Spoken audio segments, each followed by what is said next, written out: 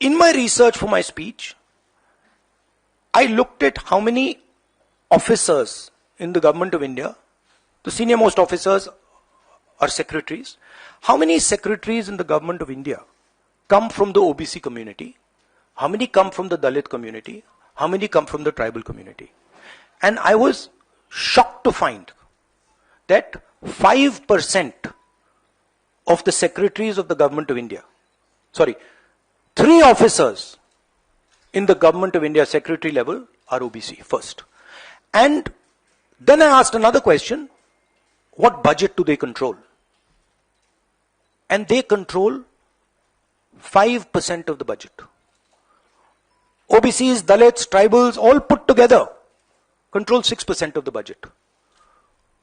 Tribals control 0.1 something of the budget. So this is a shocking finding. And I said this in Parliament. My point being that are the OBCs 5% of India? Is that the amount of participation we want of the OBC community? So the central question is, how many OBCs are there in India? How many different communities are there in India? If we want to distribute power to the people of India, we have to know this number. Otherwise, we are working without data.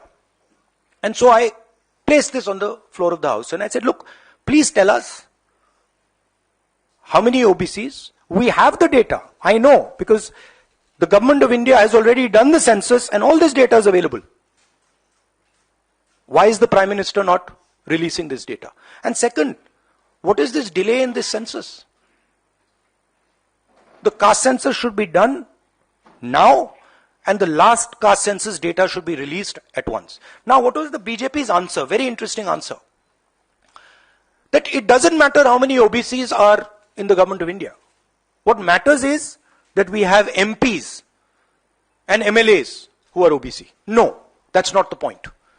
Because you can ask any MP or any MLA how much they participate in lawmaking, how much they participate in how the money in India is spent, they will tell you there is no participation. So it is almost as if they keep placing these OBC MPs into the Vidhan Sabha from one side and taking away the real power of the OBCs from the other side. And as the Prime Minister keeps saying, he's an OBC leader, I want him to explain why only 3 OBCs are there in the government of India. And why the OBC community, which is the backbone of this country, is responsible for only 5% of the budget. They have not been able to answer this question. In fact, when I said it, I saw in their face the panic.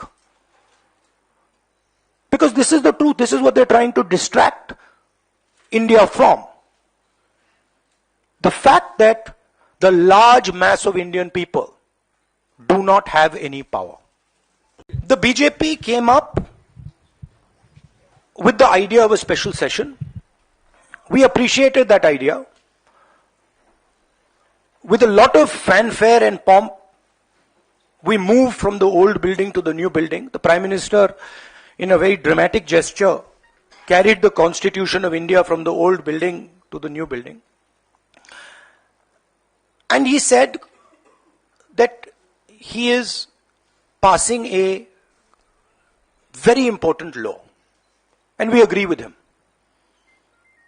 Women's reservation is a central step in the empowerment of the women of India, and it is a critical step. But when we read the fine print, we found something very interesting. 2 little subtexts were there. Number 1, this will be done after delimitation. Number 2, this will be done after census. What it means is this bill will be implemented a decade from now.